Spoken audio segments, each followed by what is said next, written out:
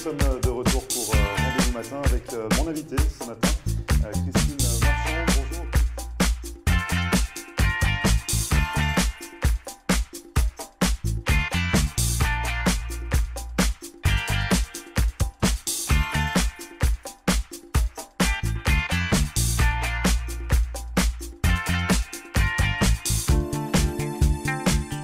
Bonjour à tous, bienvenue, merci de regarder Rendez-vous matin. Nous sommes le mercredi 20 septembre, c'est la reprise après ces quelques problèmes techniques rencontrés suite au passage de l'ouragan Irma ici sur la Floride. En tout cas, nous espérons que les dégâts sont limités du côté de chez vous et que tout va bien et que tout reprend le cours des choses de votre côté également. En tout cas, nous sommes de retour et vous le savez, comme chaque mercredi, nous allons ouvrir notre rubrique consacrée à l'immigration aux États-Unis avec Maître Marcel Poirier.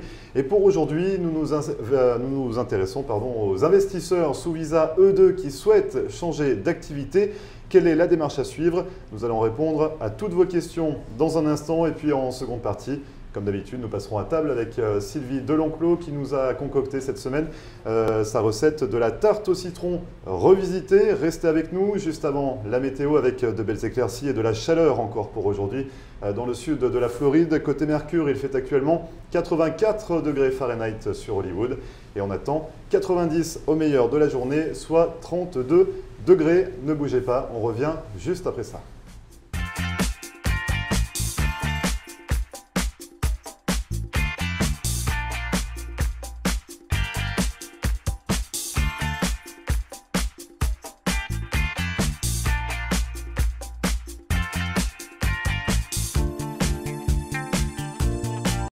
Voilà une brillante idée. Si votre lampe est cassée, si votre lustre de collection a besoin d'un recablage ou pour toute autre réparation de luminaire, ayez le réflexe The Light Switch. Avec plus de 30 ans de savoir-faire dans le domaine de l'éclairage, Philippe Bartolomucci saura donner une seconde vie à tous vos luminaires.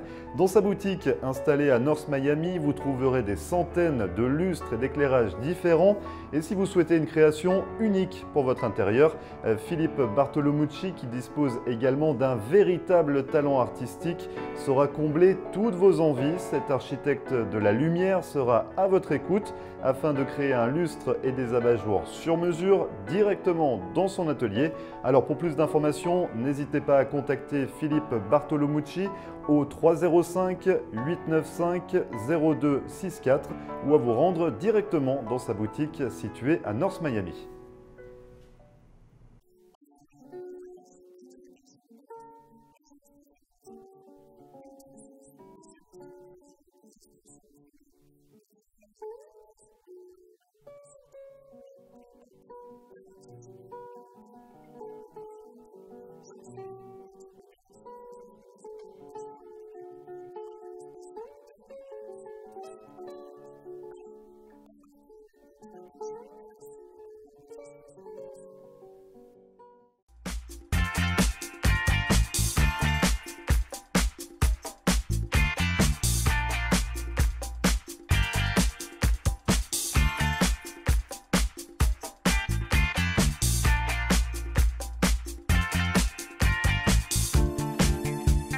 Et voilà, nous sommes de retour pour cette première partie de Rendez-vous matin consacrée à notre rubrique hebdomadaire à comment immigrer aux États-Unis avec Maître Marcel Poirier. Bonjour Maître Marcel. Bonjour Grégory.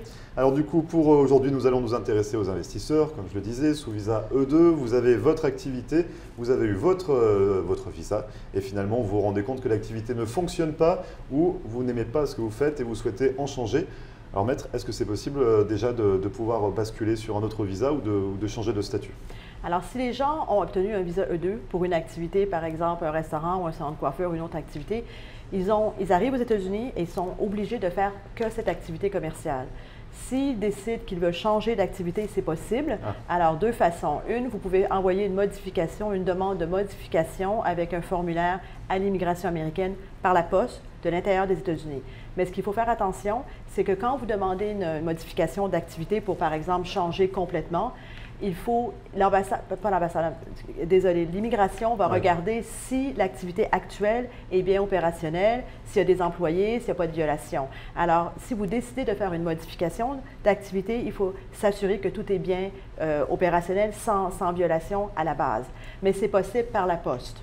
Et vous parlez de la poste, mais finalement, ça se passe comment? Parce que quand on veut demander un visa E2, c'est assez compliqué, il faut donner beaucoup de documents. Imaginons que nous sommes coiffeurs aujourd'hui, sous visa E2, et nous souhaitons devenir restaurateur. Donc on demande un changement de statut par la poste? Alors, il faut, et il n'y a pas d'autres études par la suite? Non, il faut c'est un dossier complet qu'il faut remonter avec la nouvelle activité commerciale. Alors, si la personne veut changer un restaurant, par exemple, il faut avoir le bail commercial, la preuve du nouvel investissement dans le restaurant, un business plan. Il faut aussi regarder la société en tant que telle. Si au départ, les investisseurs avaient fait une holding dans laquelle ils avaient déjà avisé qu'ils allaient faire plusieurs activités, c'est un petit peu plus facile. Aussi le nom des sociétés. Il faut regarder le nom des sociétés. Est-ce qu'ils vont modifier le nom, faire peut-être un nom d'enseigne? Alors, tous ces éléments-là, il faut les modifier si vous le faites par la poste. Une autre solution, ce serait de tout arrêter complètement, de tout refaire à zéro? De quitter les États-Unis et de faire annuler le visa E2 à la douane. Ça veut dire j'ai terminé avec cet investissement, la mission de ce E2 est terminée. Alors, la douane va mettre un tampon qui va être indiqué « Cancelled without prejudice » directement à la douane. Ils vont les laisser rentrer avec le ESTA et à ce moment-là, il faut tout recommencer et réenvoyer un nouveau dossier à l'ambassade. Ça serait plutôt dans les cas où le visa investisseur, l'activité commerciale n'a pas fonctionné et qu'envoyer une modification de l'intérieur des États-Unis par la poste, ils vont regarder tous les chiffres, ils vont regarder s'il y a des employés, ils vont regarder si tout est viable. Si ce n'est pas le cas, c'est mieux d'arrêter complètement, d'arrêter le visa, de quitter les États-Unis et de recommencer à zéro. Si l'activité est OK, passable, viable et que vous pouvez faire des modifications de société, le business plan, le bail commercial et tout ça, c'est possible de le faire par la poste, mais vous allez garder le même nom de société. Vous pouvez changer le nom d'enseigne, mais le nom qui a été émis dans le visa E2 restera le même. Dans ces cas-là, ils vont avoir une modification accordée et le visa reste le même. Ils n'ont pas à retourner à Paris pour faire émettre un nouveau visa. Mais vous ne pouvez pas changer. J'ai des clients qui gardent la même société, par exemple, et qui disent, bon, ben ça n'a pas fonctionné, par exemple, les cigarettes électroniques ou le restaurant n'a pas fonctionné, maintenant je veux faire une boulangerie. Et sans aviser l'immigration américaine. Là, c'est un problème. Et au moment du renouvellement, tout a été changé. Ça peut être considéré une violation et ça peut être très strict. Donc justement, on va en reparler de ces cas de violation, mais pour revenir au changement de statut, est-ce que c'est aussi compliqué quand on fait par la poste, comme vous dites, d'envoyer un dossier pour modifier notre statut? Est-ce qu'on est assuré de pouvoir faire la modification ou c'est aussi risqué que quand on demande un visa E2, par exemple? Il peut y avoir un refus. Il peut y avoir un refus. La bonne chose quand c'est fait par la poste, ce que je trouve, c'est que l'immigration, avant de nous dire non, c'est refusé, ils vont nous envoyer une demande de documents complémentaires. Alors, s'ils ont des questions sur le dossier, ils veulent avoir plus d'éléments, ils vont nous dire, OK, donnez-moi ça, ça, ça, ce qui est fait par la poste. Tandis que quand vous allez à l'ambassade, souvent vous avez la réponse, c'est oui ou non, le jour même de l'interview. Alors, c'est un peu moins de stress, si vous voulez, pour les gens qui veulent faire une modification, de le faire de l'intérieur des États-Unis, parce que c'est géré par la poste sans un interview et sans être mis devant un fait accompli, si vous voulez. Alors oui, il peut y avoir un refus, mais avant d'avoir un refus, ils vont quand même vous demander des documents complémentaires. D'autres documents. Et ça prend combien de temps, généralement, pour changer de statut? Il existe le premium. Quand vous le faites de l'intérieur des États-Unis, les gens peuvent payer les 1 225 $ pour avoir une réponse en 15 jours ouvrables. Alors, c'est peut-être pas nécessairement nécessaire, à moins qu'ils veulent commencer tout de suite. Parce que tant qu'ils n'ont pas eu l'approbation de la modification, ils ne peuvent pas commencer leur nouvelle activité. Alors, d'autres cas que j'ai eus, c'est que peut-être le dépendant qui a le permis de travail peut commencer peut-être un autre visa E2 et après faire la demande au nom de la personne qui était dépendant. Alors, l'investisseur continue l'activité commerciale pour ne pas avoir de violation et pendant ce temps, d'autres personnes, le dépendant qui avait le permis de travail, peut ouvrir une société, faire un investissement et demander un E2. Alors, des fois, c'est de la façon que je fais. Pour éviter les problèmes, ou si ce n'est pas assez fort, le E2 est demandé sur l'époux ou l'épouse qui avait le permis de travail. C'est une autre solution. Pour basculer. Et si on reste sur, imaginons, j'ai un visa E2, je souhaite changer de statut. J'ai eu mon visa E2 il y a 3 ans, donc il est valable normalement 5 ans, c'est bien ça? C'est ça. Si je fais la demande après 3 ans d'activité, est-ce que je repars en changeant de statut, est-ce que je repars sur 5 ans ou il me reste que 2 ans? Il va rester que 2 ans de Donc visa. on garde la durée quand même du visa. À moins que la demande soit envoyée à l'ambassade américaine et non pas de l'intérieur des États-Unis. Si la demande est envoyée, ça va être un nouveau visa parce que vous allez faire toute l'interview, la prise d'empreinte digitale, un nouveau visa va être émis. Alors l'ambassade à ce moment-là peut émettre un visa de 5 ans. De l'intérieur des États-Unis, il peut faire que 2 ans à la fois. Alors ils vont recevoir un nouveau I-94 qui va être pour 2 ans. Le 2 ans peut aller au-delà de la date du visa, mais ils ne pourront plus voyager après l'expiration du visa. Donc la durée du visa ne change pas si on fait la demande à l'intérieur des États-Unis? Non. Et ça se passe comment? Donc finalement, si on se dit, bon, on va attendre le renouvellement pour leur expliquer que j'ai changé d'activité. Si on se dit ça finalement, si on se dit, bon, tant pis, je vais changer d'activité, je vais attendre le renouvellement, il se passe quoi à ce moment-là? Alors, il y a certains cas où l'ambassade accepte de dire qu'ils ont changé complètement d'activité, qu'ils n'étaient pas au courant, mais c'est un risque.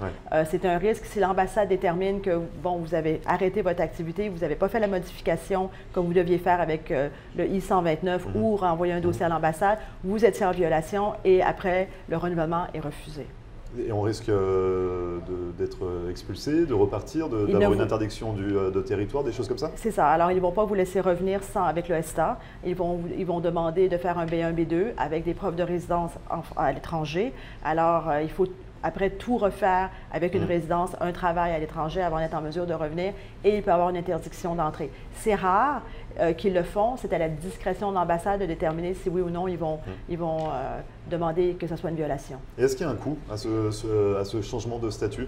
Est-ce qu'à chaque fois il faut redonner de l'argent pour réinvestir ou si l'activité ne fonctionne pas, qu'on souhaite changer d'activité? Avec ce changement de statut, est-ce qu'on doit remettre de l'argent encore sur la table? Ça se passe comment? Il faut prouver que vous avez une nouvelle activité commerciale. Alors, il faut avoir peut-être un nouveau bail commercial, avoir embauché des employés. Alors, normalement, il y a un investissement additionnel. C'est rare qu'il n'y ait pas un investissement additionnel. Les frais d'immigration ne sont pas très importants. Le formulaire en tant que tel est à 525 $ pour le I-129, plus le premium. Il y a bien sûr des frais, des honoraires pour le travail. On n'est pas obligé de remettre de l'argent pour investir. Pas nécessairement, mais c'est difficile de changer complètement d'activité sans réinvestir. Et il faut établir que l'investissement de base est toujours actuel si vous ne réinvestissez pas. Alors, ça peut être que les gens vont utiliser le même équipement, par exemple, peut-être de l'inventaire, du stock qu'ils vont réutiliser. Alors, cet investissement reste. L'investissement qu'ils avaient déjà fait dans la société américaine. Déjà. Oui. Une dernière question, peut-être pour les dépendants. Ça se passe comment quand on fait un changement de statut? Ils gardent leur visa. Ils gardent leur visa de dépendant et leur visa est automatiquement renouvelé avec l'investisseur. Donc c'est automatique? C'est automatique, sauf que quand vous le faites de l'intérieur des États-Unis, il faut quand même avoir un formulaire pour les rattacher. Pour dépendre, un formulaire de dépendance, c'est ça. Si on a d'autres questions, Maître Marcel Poirier, comment on peut vous contacter? Alors, au bureau, à 305-854-4445 ou par email à marcelpoirier@marcelpoirier.com. Très bien. Je ne vous ai pas demandé non plus pour vous, pour l'ouragan, tout s'est bien déroulé? Tout s'est bien passé. J'ai été à la conférence à Paris. À Paris, bloqué, 3 vols d'annulés pour le retour, mais tout va bien, la maison... pas d'inondation. Alors, bon, nous sommes en sécurité, alors tout a bien été. Et là, tout reprend le cours normal des choses. Nous essayons. Vous essayez, très bien. Je vous souhaite bon courage pour la suite et on se retrouve la semaine prochaine. Merci, pour Grégory. une nouvelle chronique. Merci beaucoup, Maître Marcel Poirier. Et nous, on se retrouve juste après ça, ne bougez pas.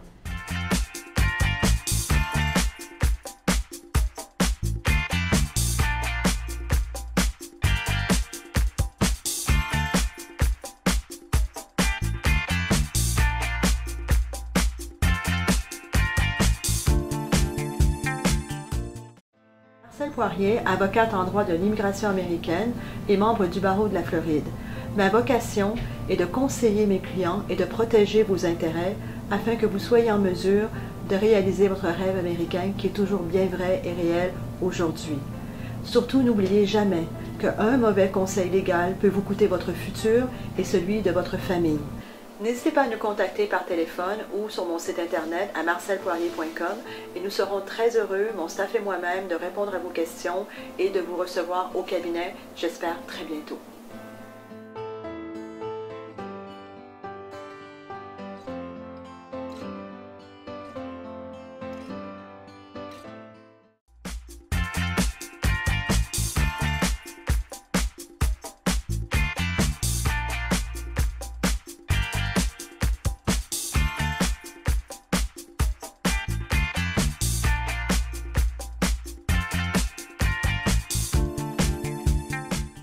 Et nous sommes de retour pour cette seconde partie de Rendez-vous Matin. Vous le savez, nous passons à table tout de suite avec Sylvie Delenclos. Bonjour Sylvie.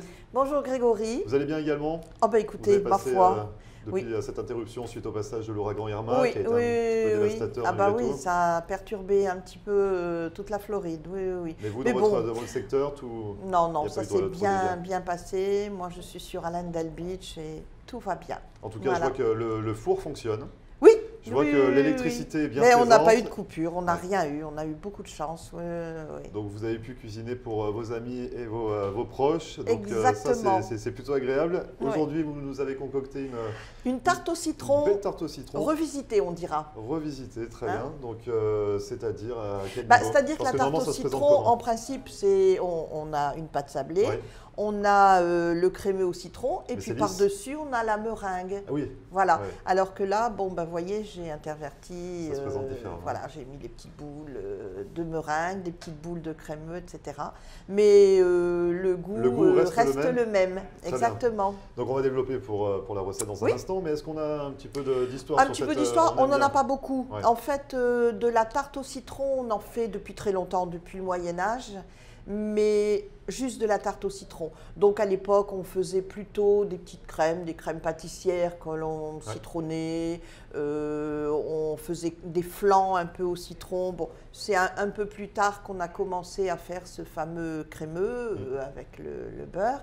Et puis meringuer, eh bien là, ça date de 1700 et des poussières, le XVIIIe siècle. Donc ça arrive après aussi. Et c'était le dessert favori de Marie-Antoinette. La tarte au citron meringuée? Oui. Ah, très bien. Très bien. Absolument. Bon, bah, donc on dégustera celle-ci tout à l'heure. Voilà. Et juste avant, ça s'est passé comment pour la préparation? Qu'est-ce qu'il nous faut comme Alors, ingrédients une déjà tarte pour une au tarte citron, bon, de toute façon, c'est une pâte sablée. Oui. Obligatoire. Ça, c'est la base. On peut pas oui, il ne faut pas faire avec feuilleté ni brisé, non. C'est sablé. Bon, on peut faire avec une pâte sucrée, mais vraiment, la pâte sablée, c'est ce que font tous les pâtissiers. Donc on passe pas à côté, c'est obligatoire, pâte sablée. Pâte sablée. Très bien. Alors celle-ci de pâte sablée, c'est la recette de Christophe Felder. Je ne sais pas si vous connaissez, mais les gens qui cuisinent et qui font beaucoup de pâtisserie le connaissent. C'est un grand pâtissier de notre époque, Christophe Felder, Michalak, Cyril Lignac et tous ces gens-là, voilà. Christophe Felder fait partie de cette génération. Et qu'est-ce qu'elle a justement cette pâte sablée alors, cette pâte sablée, la particularité, bon, une pâte sablée, c'est toujours fait avec farine, sucre, du beurre, des jaunes d'œufs. Christophe Felder, lui, il l'a fait avec des jaunes d'œufs durs. Ah oui, cuit, c'est ça? C'est ça. Ah oui. Voilà. Donc c'est les mêmes ingrédients? C'est les mêmes ingrédients. Oui, enfin bon, là, la recette, donc il y a 225 g de farine, il y a 90 g de sucre, semoule, il y a 45 g de poudre d'amande quand même, c'est pas mal, ça donne un petit goût craquant. Et puis 3 jaunes d'œufs durs. Donc on fait cuire tout bonnement des œufs. Et on ne prend que le jaune. Alors, on les jaune. écrase bien, on les tamise et voilà, on les ajoute à la farine, la poudre d'amande, etc. Et puis, bien entendu, il y a du beurre, il y a, je ne sais plus, 210 g de beurre. Oui, 210 g de beurre, oui. Donc, on met tous les ingrédients? On met tout. On malaxe? Oui, mais pas trop, c'est ce que vous me disiez. Dans le robot. Bon, ça dépend. Là, quand c'est la pâte brisée, c'est vrai qu'il ne faut pas trop la malaxer parce que sinon elle durcit. Ah oui, c'est la pâte brisée. Là, il faut quand même faire une belle boule. Bon, on y ajoute de la levure, quelques petites pincées, et puis de la fleur de sel. Ça relève bien le goût. Voilà, alors on malaxe tout ça, on fait une belle boule. Oui. On laisse reposer un petit peu. Oui. Dans le réfrigérateur pendant 2 heures. Moi, chiffon, c'était votre grand-mère qui faisait ça. Oui, à l'ancienne, Sylvie.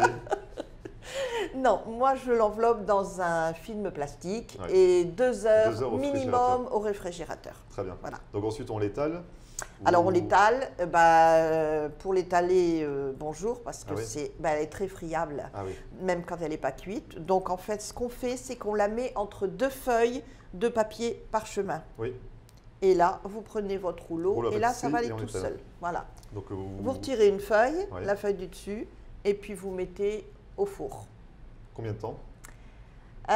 Combien de temps? On la met 20 bonnes minutes, 22 minutes après. Donc on commence à la faire cuire et après on fait nos préparations voilà, de donc meringue 22 et de citron. minutes à 185 degrés Celsius. Fahrenheit. Fahrenheit. Fahrenheit. Ah oui, oui. Fahrenheit. Non, Très bien. Celsius, pardon. 185 Pardon, je degrés dis une bêtise. Celsius. Ah bah voyez, Voilà. je suis un petit peu... Mais heureusement que vous êtes là, 185 Grégory. degrés Celsius, Voilà. 20 minutes pour la pâte. Et puis sinon, 370, 375 degrés Fahrenheit. Oui, Très bien.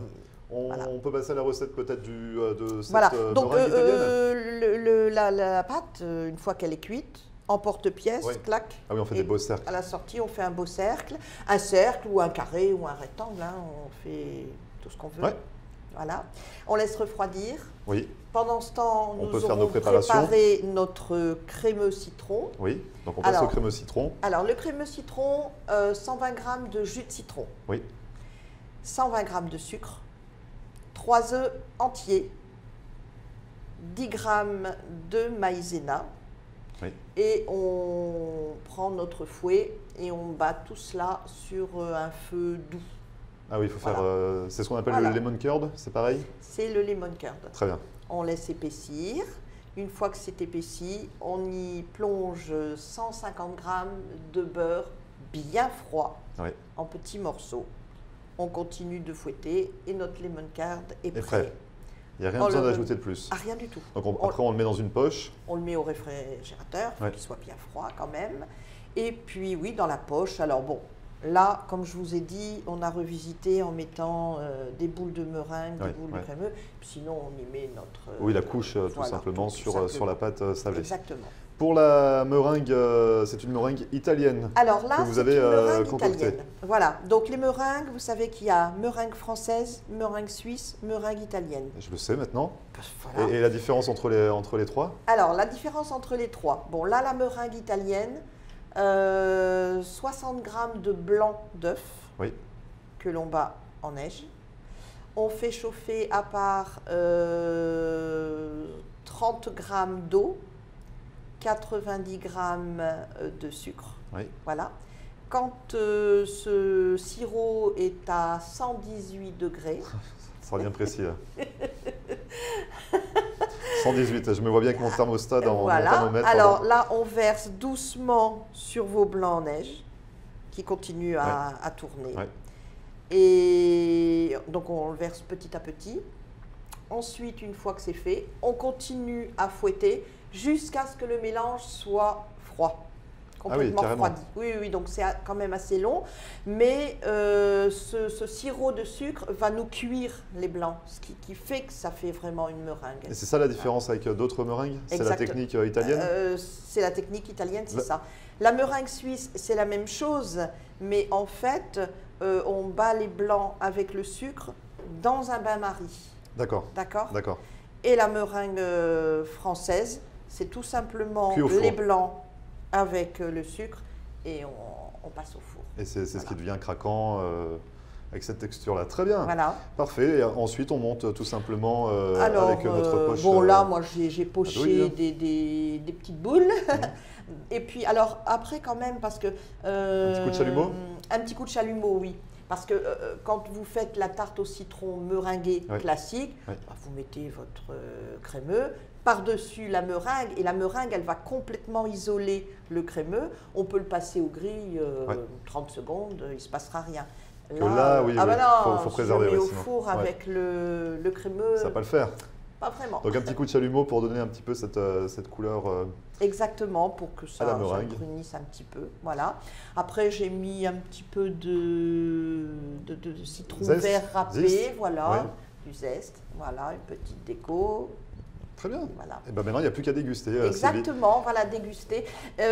Ici, quand même, en Floride, on a une autre variété de la tarte au citron. La C'est key la lime pie. key lime pie. Forcément. voilà. Vous la faites également? Oui. Alors ça va être dans une prochaine émission. Ah, bah pourquoi pas. À déguster. Oui. Alors, la key lime pie, il faut savoir que c'est quand même devenu un des symboles de la Floride Oui. officiellement depuis 2006. Oui. Hein? Oui. Eh ben, on apprend tous les jours. Hein. Voilà, merci Sylvie pour cette précision. Si on souhaite faire appel à vos services pour déguster ce plat ou tout autre plat, comment on peut vous contacter? Comme d'habitude, alors téléphone 954 579 23 11. Et le mail?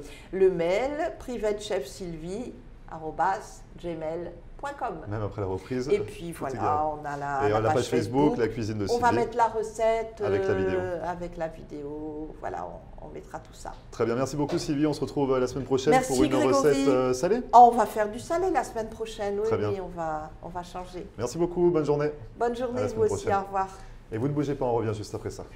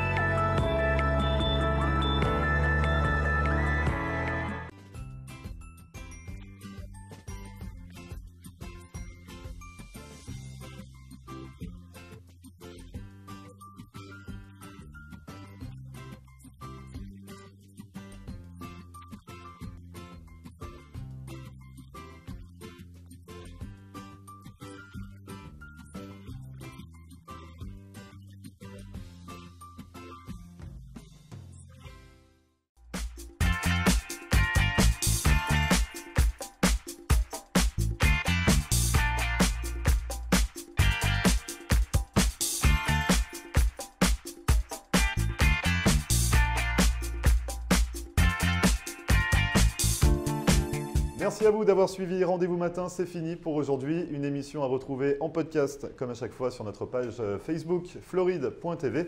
Et nous, on se retrouve demain dès 9 h pour une nouvelle émission. Très bonne journée et à demain. Et